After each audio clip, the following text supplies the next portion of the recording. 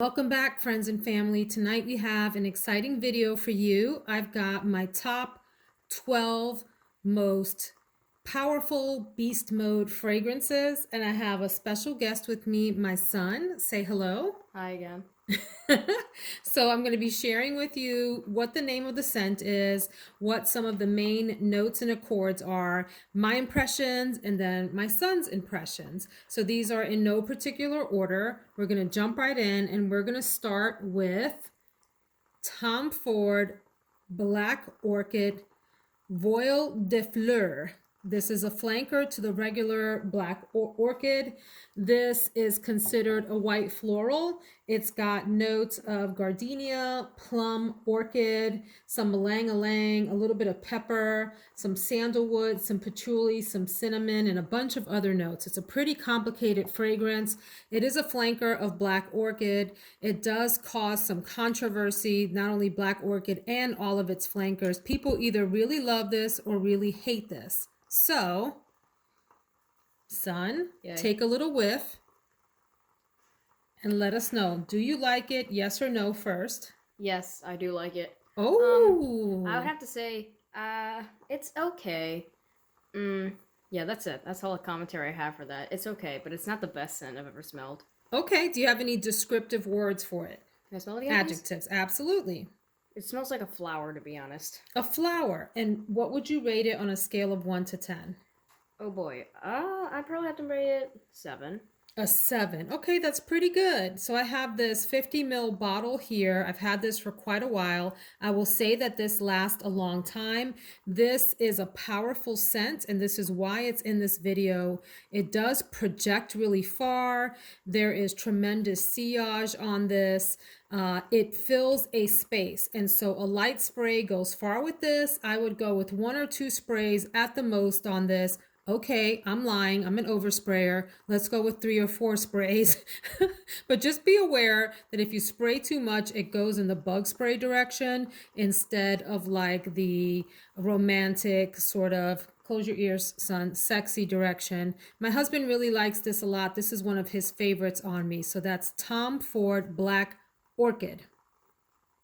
So next up in our video is Shogha Food by Swiss Arabian.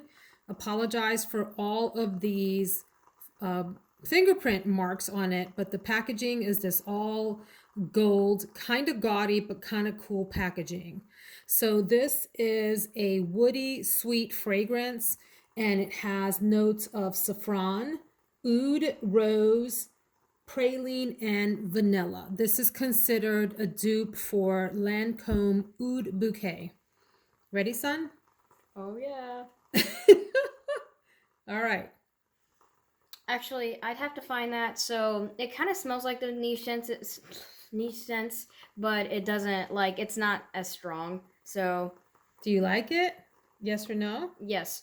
Oh, okay. So it's like just a perfect in between. So I'd say maybe like an 8.5. 8.5. So this beats Black Orchid? Duh. Oh, okay. Well, the child has spoken. 8.5 for Shogha Food from Swiss Arabian. Do you have a word or two to describe this? May I smell it again? Yes. I really don't know. Is it spicy? Is it woody? Is it sweet? Is it fruity? I'd have to say it's fruity. Fruity, okay. Spicy? Yeah. So my son is 12 and he's just developing his nose for fragrances, but 8.5 and Black Orchid Voile de Fleur only gets a 7. Huh, that's interesting. Eat your heart out, Tom Ford. All right, next up is the actual Oud Bouquet by Lancome in this absolutely gorgeous luxe heavy bottle with this magnetic cap. I just love that so much. And this plaque that says Oud Bouquet on this. Very similar notes to Shogha Food, obviously, since that is an imitation for this. This has oud, praline, vanilla, rose, and saffron. And I would say the prominent notes in here are the oud and the praline. So before I give any other impressions, son, give a sniff and tell us what you think. Do you like it, yay or nay? I have to say nay. Have I smelled this one before? I think you have. It's gotten a little less worse, but I'd probably have to put it at a 3. Oh, Yeah, 3. that's cold-hearted. So this gets a 3, but the Shaghaf Oud gets an 8.5. Yeah, Oh my it's too gosh. it's Tell too us why. it's too sour. It's like as a Oh. baby when you get a lemon. I make that face when I smell it. Okay, so that's kind of harsh. So this is a no for my son. It gets a 3 out of 10. That kind of hurts my feelings for this Lux bottle. Any words to describe it? Nasty. If I smelled that on somebody, it would be like a bug spray to me. It would just repel me away. Oh my gosh, that's so funny. So let me tell you a little bit of story about this. I had this as my scent of the day earlier. It wasn't this week, it was last week, and I oversprayed, as I always do. So for the audience, one decent spray of this somewhere in the middle of your body, like your chest area, or maybe even on your back or the backs of your knees or something. Why would you need it on your chest? Well, here, up here on this part. Oh. That's usually where people wear perfume. That will do you. Okay, that will last you the whole day. It goes a long time. I had the nerve to spray this twice on both arms. So 2 and 2, right? So that's 4 sprays. 1 on my neck area. And then I did another one on my neck / chest area just for good measure. Then I had the nerve to spray this sort of on the back of my neck and maybe another spray for good measure. Oh my gosh, I was atomic, folks. This went all the way across the room, filled the space, made me nauseous. So 1 spray of this is great. Any more than that, maybe 2 if you're feeling really daring, 3 if you just don't care. Anything past that, and it's like a nuclear bomb. Not it even. goes A way nuclear winter. a nuclear winter. It goes way across the room and just hurts everyone's feelings around you. In fact, I was sitting in the great room. Now, the great room has really high ceilings and is a huge space. My husband was way across the couch. And he very politely said, "What is it that you're wearing?" And I said, "Oh, you don't like it, do you?" And he said, "It is just overpowering." So he liked how it smelled, but I just had way too much on. And I had to go take a shower for both his sake or mine, or one of us would have ended up in the hospital that night. So that's Oud Bouquet, a really beautiful fragrance, not delicate. Okay, this is a powerful beast mode fragrance that will project across the room. It's not very beast mode to me. Moving along, we're going to go next to a cousin of Oud Bouquet in this same Maison Lancome line, and that is Magnolia Rose, another super gorgeous bottle. This is a rosy scent mostly. Let's check this out. So a floral rose with notes of magnolia, rose, and white white musk. Sorry, guys. Heavy on the rose, I think. So you ready, son? Yeah. Take a little sniff of that. Tell us whether you like it or not. Ooh, I do like that one. You do? Mm-hmm. I'd probably have to put it at an 8. Oh, awesome. So Magnolia Rose gets an 8. Any words to describe it? So these 2 are related, right? Yes, they're kind of, 2? think of them as cousins. Well, this one was The Rosae? This one had the better genetics. Better genetics. And then this one This one came out diseased, and this one had the good genes from the family. No, this one was just a disappointment. This is the black sheep of the family, huh? Yeah. Ah, okay. So you give Magnolia Rose an 8. I really like this. I have a love-hate relationship with the Magnolia Rose. Again, this is another one that, please, just spray once, maybe twice if you're feeling daring, 3 times if you just don't care, folks. This will envelop you and also envelop everyone else around you. It is a beautiful rose fragrance. It is heavy, heavy, heavy rose. Heavy floral. I do sense the musk, but the musk doesn't round this out a lot. It really is mostly just a rosy scent. and projects well, has incredible staying power. You can spray this at 5 o'clock in the morning and 10 o'clock at night. You're still going to be smelling this on yourself and on your clothes when you go to launder them at the end of the week. So that's Magnolia Rose, total beast mode fragrance. In fact, I've had that experience with the entire Maison Lancome line. I have a few others of these that I will be reviewing in an upcoming video. Let's move on then to White Linen from Estee Lauder. So White Linen is one of these fragrances that just screams. I think it was late 80s, early 90s when this came out from Estee Lauder. A absolute powerhouse fragrance, a beast mode in that everyone in the room will smell you. It has tremendous sillage, so if you walk by, even from far away, people will be catching whiffs of this Estee Lauder White Linen. All right, tell us what you think. Do you like it? Yes or no? I give that a big fat 1. Ooh. It smells, oh my god. Oh, when you say spicy, I guess that's what you mean. Yeah, I smelled it from far away. It smelled better from far away. When I smell it up close, like say I'm giving somebody a hug and I smell that on them, you're gonna die? Holy crap. I will back off slowly and call someone. You're gonna call somebody. Okay. But from far away, if you don't have your nose right in it, do you like it? Like if I just wafted around like that? Yeah. It's pleasant? Mm-hmm. Okay, so I guess the lesson for us then is not to overspray, folks. As with any of these fragrances, a spray or two will go a long way. So this is a floral, fresh, woody, aldehydic, and earthy scent. It has notes of lemon and peach in the top. Some of the middle notes include jasmine, orris, iris, violet, ylang-ylang, and a bunch of others. There are a ton of notes in here. The base notes include oak moss, vetiver, cedar, sandalwood, benzoin. Oh my gosh, the list just goes on and on. I won't read them all to you. But this is one of those scents that is really polarizing. But if you grew up in that time era, you'll remember this scent fondly. I bet everyone's aunt had a great bottle of this on their dresser somewhere. My favorite memory of this is being on a subway station above ground. So this is one of the open air sort of subway stations, really not subway then, train stations in New York in the northern Bronx. And this woman came by in this beautiful, ironically, or coincidentally, I guess is the better word, white linen outfit.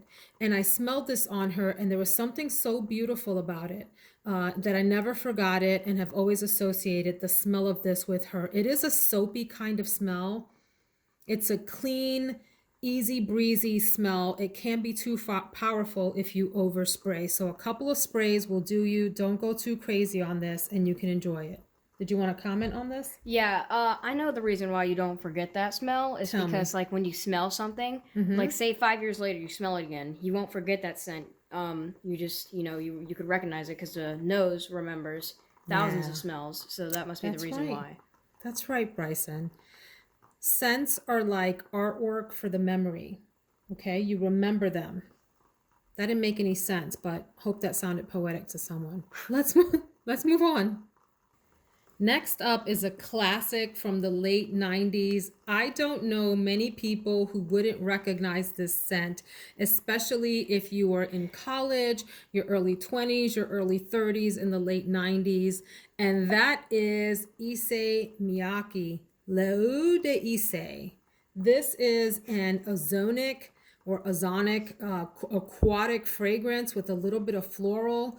And when I say that this is beast mode, I mean that this is another one of those nuclear winter scents where if you overspray, you will choke out some people in the room. It is I won't comment on it. So hold on, I've sprayed this. Let my son check it out. What do you think? Do you like it or not? Wow. That's a very... I don't know. That's like in between. I'd say a 6. I don't even know. It confuses me. It confuses you. Okay, so you rated a 6. Yeah. Do you have any words to describe it? I I really don't know because it kind of I don't even know. Does it smell like ocean? Does it smell like flowers? Does it smell like soap, shampoo? Oh yeah, it's got that hardcore woman shampoo. Hardcore woman shampoo. Okay. May I make a comment about the bottle? Yes, certainly you That can make a comment about this bottle. That is one of the ugliest bottles I've ever seen in my entire life. I must just straight up say that. It is so ugly, and it wouldn't look like a perfume bottle to me. It looks like some sort of little thing you put on your desk. Oh, okay. Got it. So we think that this is an ugly bottle. Absolutely despicable. Wow, that's pretty intense. So L'Eau de Issey has notes of lotus, which is an interesting note, melon, some rose. It has also water peony and lily, and some notes, base notes of musk, tuberose, exotic woods, osmanthus, sandalwood, and some other notes. This is a really, I think, it is a well-blended fragrance. It is complex. It certainly has that 90s DNA, if you will, and I like it. I would want to keep this in my collection. It's a great springtime fragrance, but I would say the beginning of spring and the end of fall, and maybe a nice winter fragrance in that it can be a little icy if you want it to be. Not the best summertime fragrance unless it's a cooler night, because it is an intense ozonic aquatic scent. Next up is a newer one to my collection, and one that I am so excited to have. I've been eyeballing this for a long time. I bought it on recommendation from Shogha, who is another YouTuber that is a fragrance reviewer, and she mentioned this on her channel and described it in such an intriguing way that I had to sample it. So I bought a sample of it, loved it, and then purchased a full bottle. This is Spirito Fiorentino by Tiziana Terenzi. So this is a leathery, woody, animalic fragrance with some amber and spicy accords. All right, don't stick your nose right in it, but just, yeah, there you go. Tell us what you think of it. Do you like it or do you not? Nasty. I give it a 0. That's nasty. If I smelled that on somebody, that's boring. That's literally just nasty and boring. I don't like it. You think this is boring? Very boring. Ooh, that's cruel. So my son rates this at what, a 0? Doesn't even get a 1? It doesn't deserve a rating. It's so boring. Wow. It doesn't even, it smells like nothing. No. I think that I'm offended on behalf of fragrance lovers and on behalf of Tiziana Terenzi, but we are going to have to trust that that's your opinion. So this gets a 0. Anything else you want to say about it? You didn't like the bottle either, did you? Which I love. That bottle just looks like a marshmallow. A marshmallow? Okay. Yeah, it's a really, really ugly bottle design. So I love this, and I give this a 9 out of 10, maybe a 9.5. Yes, polar opposites. Although I will say, when I was your age, I would have thought that this was super disgusting myself. No, it's not disgusting. It's just really boring. You think it's boring? Mm-hmm. I think it's incredibly complex, which is interesting that we have different opinions. So this has notes of saffron, orange, and jasmine, some ambergris, some magnolia, heavy leather scent, heavy woody scent, oak moss, sandalwood, and musk. This is mostly leather and that saffron scent that makes it akin to Baccarat Rouge 540. It smells like a marshmallowy, leathery, spicy cloud around you.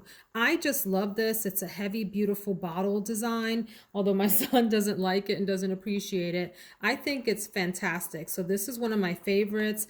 Do not wear this unless you want to own the room, because it will fill the space. It will project far. It does have great sillage, and people around you will notice this around you. So you had better be confident and walk into that room if you're a lady with your stilettos, and if you're a dude with your super high price fancy leather shoes on. This means business. It is a unisex scent.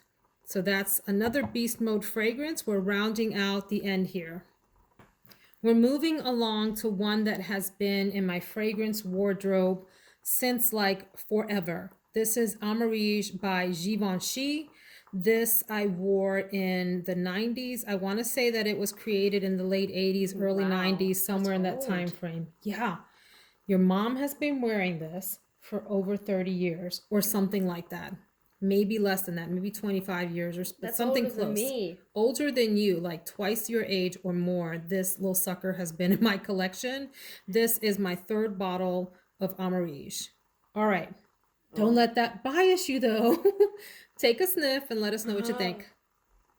I'm sorry, that freaked me out. That's like at first it's like super overpowering, and then it gets 7.5 because it like Okay.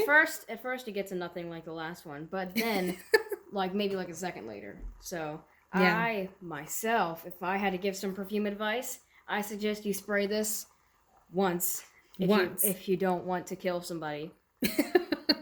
That's actually really good advice. So let me tell you that I have a teacher friend of mine back when I taught who wore this, and she would come in the teacher's lounge. And I swear, the minute that she opened the door, you knew that she was walking in. She wore it, I wore it, and a few others wore it. I think we all probably oversprayed this to death. My son is right. You only need a couple of sprays of this at the most. Again, if you're feeling daring and just don't care about anybody else's feelings, go ahead and spray it 4 or 5 times. But you might have some folks around you who will suffocate. It is such a gorgeous fragrance, though. Beast mode to the max times 1000. This has some notes of peach, Brazilian rosewood, orange, violet. It has a heart of tuberose and gardenia, mimosa, jasmine, and some other notes that are really what shine through and remain for most of the life of this fragrance. Some base notes of sandalwood, vanilla, amber, tonka bean, cedar, musk. Ah, just a romantic, gorgeous masterpiece of a fragrance. I love you, Givenchy. Do not ever discontinue Amarige. It's one of my all-time favorites. I will say, it took me some time to get used to this. When I first tried it, I thought, who would ever want to smell like that? That's an old lady, powerful smell. Well, I was wrong, and I grew to love it. And now, 20 to 30 years later, I just cannot have this in my collection and would really hate to run out of it. Beast mode to the max, Amarige Givenchy. Next in our lineup is another classic that reminds me so much of my high school days. And that's Anais by Cacharel. Go ahead and hold it up for the camera, son. Thank you. I just have a little bottle of this. I went through a whole bottle of that in high school. I went through a whole bottle of it in my 20s, and then a third bottle in my 30s. And I thought I was done with it. Now in my 40s, I picked up this little, I think it's like a 1 ounce bottle at the drugstore. It was on sale, and I thought, my gosh, that brings back so many wonderful memories. Let me try it again. Such a super cute bottle with the white and the little floral. And it just reminds me of some really great times at the school that I attended with some really great friends. This is a white floral with some green, woody, and earthy accords. And it has a really complicated note structure. So I'm going to pause there, and son, why don't you take this little tester strip and sniff and let us know. Do you? Jesus, you and your group of friends were crazy in high school. I couldn't stand hanging out with somebody with that scent on. Jeez, they would smell like that one weird kid in high school. No, the smelly kid in high school. Ooh. Ugh, that's nasty. Like, oh my god, it's like the So you after think scent it's of nasty? school lunch. The after scent of school lunch? It's disgusting. Ay, ay, ay, that is super God. harsh. All right, so do I need to ask you what you were rated on a scale of 1 to 10? It's worse than this one. Really? Terrible. Okay. I wouldn't even put it on this list. It's so bad. Doesn't even deserve a score. Not even. Aww. Well, this is a beast mode fragrance, despite what my son may think, in that it does have long staying power. This will hug your skin forever, and it will fill up a room. And as my son pointed out, it can be pretty nuclear, highly offensive if you overspray. Now, us girls in high school, we don't have any sense of overspraying. So I'm pretty sure that we kind of doused ourselves in this and maybe killed off some wildlife as we were passing through them on the paths to school. Did you want to make another comment? So a few of the notes in this has a super complex note structure, maybe too many notes in it, and maybe that's part of the problem with Anais. But some of the top notes include honeysuckle, hyacinth, lavender, lemon, black currant, lavender. Middle notes include tuberose, honeysuckle, jasmine, lily of the valley, iris, rose. I mean, gosh, the list goes on and on. Base notes include incense, oak moss, leather, sandalwood, amber, patchouli, and more. So it's a really complicated concoction. You have to really test this to see if you like it. It's not for everyone. And I do agree with my son that there are times that this can be really cloying and stinky. Or you can really be in the mood for it. It will probably do best in really cold, crisp, dry weather. So that's Anais by Cacharel. Absolute beast mode, powerful, fill up a room, knock some folks out kind of fragrance. Next up is one that people may not expect to see in a list of powerhouse fragrances, but to me it really is, and that's Estee Lauder's private collection, specifically the Tuberose Gardenia one. Why don't you go ahead and hold that up, son, while I talk about it?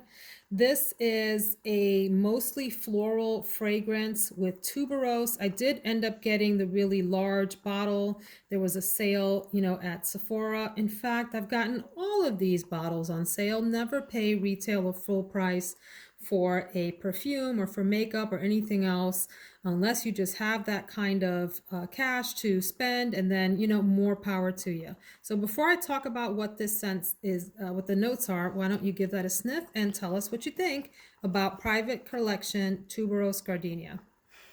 This is another one that confuses me. It's just a scent that, I don't even know what to think about it.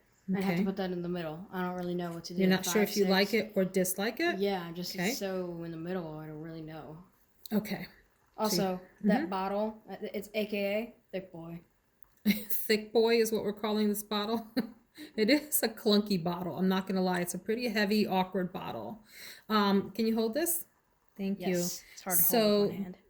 The notes in this are fairly simple. It has top notes of lilac, neroli, and Brazilian rosewood, but the middle notes are what really come through, which are tuberose, gardenia, jasmine, lily, orange blossom, and then base notes of vanilla and carnation. I will say that it mostly lingers in that middle note phase. The heart of tuberose and gardenia really do come through with some of that lily and orange blossom in the background. It's a heavy floral fragrance. If you don't like white florals, absolutely stay away from this. That's mostly what you get. I will say there's a bit of a synthetic note in here that kind of bugs me sometimes. But despite that, I will say that every time I wear this, I get a lot of compliments. It's one of my husband's favorites. I will come down the stairs, and before I come around the corner, he's telling me that I smell really, really pretty and lovely. This would be a great wedding fragrance. It has nice projection, nice sillage. I think you can overspray this even though it fills the room. It's not like an offensive scent. Most people tend to like this, but it is beast mode in that it projects far and lasts long. So I have one more to go, and then I have an honorable mention, so hang with me. Last on the list, but certainly not least, is this old school one, also from Estee Lauder, and that is the classic Knowing. Can you hold this for me? So Knowing launched in 1988, and this is, I know, right? That was 13 in 1988 when this launched. I ended up repurchasing a small bottle of this. I had a bottle of this in the past and gave it away because I don't think my nose was really ready for it at the time. I recently repurchased this and have been playing with it and realized a little of this is best. Do not overspray this. If you overspray this, you are going to kill off things around you. Plants are going to wither. Plants are going to wither. People are going to have asthma attacks. They're just going to die. It is a really powerful scent. It fills a room, has great projection, great sillage, and is incredibly sharp, disgusting, and obnoxious if you overspray. However, there is some magic to it if you spray lightly. With that, I will hold this, and why don't you Hooray. tell us what you think about it? Kind of gross. You think it's gross? Yeah, let's... Do you like it? Yes or no? I gotta say yes. It's about... You said it's gross, but then you said yes that you like it? Yeah. Okay. 6. It is a weird one like that, right? Like you want to hate it, but there's something about it that you want to like too. Yeah. This is a woody, earthy, warm, spicy fragrance with a little bit of powder in it.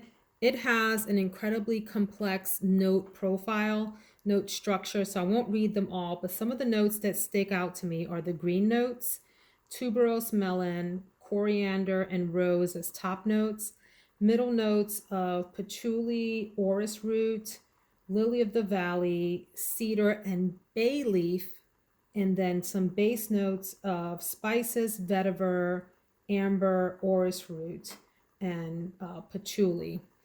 So that's knowing it's a little bit beguiling and bewildering, and that there's something about it you really want to hate, but then you end up sniffing it throughout the day and kind of falling in love with it. Again, a super little bit goes a long way is the secret to this, and make sure that you're in the mood for it. Not a warm weather fragrance.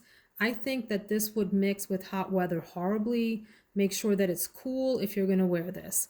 A little bit under, like a heavy chunky sweater in the winter would be fantastic, or a little spritz to sit around a fireplace in the fall or something.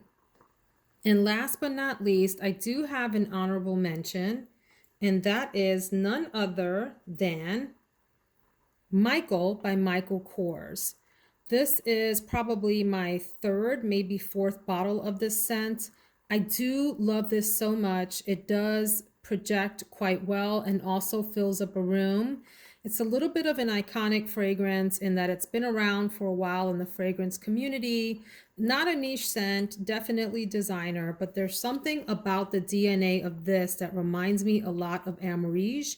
I don't mean that they smell the same, but they're sort of in the same family of fragrances. So this has top notes of freesia, osmanthus, tamarind, and incense, and middle notes of tuberose, peony, orris root, iris, lily, and then base notes of musk, cashmere wood, and vetiver. I would say that this is a heavy tuberose scent with a little bit of muskiness in it. This is a gorgeous fragrance. The reason that it's an honorable mention is because it is, despite being a beast, a tad lighter in projection and sillage than this whole bunch here. And this has a little bit of synthetic sort of background note. I can't figure out what it is that ever so slightly, just slightly bothers me and makes it not the most, sort of well-blended, well-rounded scent. So it's like almost there. It's like 95% there, and I really enjoy it and really like it. But there's something about the way that this is mixed and some sort of synthetic kind of note in here that makes it just an honorable mention. So these are my top 12 beast mode, long-lasting, powerhouse, powerful scents with an honorable mention. Hope you enjoyed this video. Please join again in the morning for my scent and makeup of the day. And thank you to my son for your commentary. Say bye. Bye.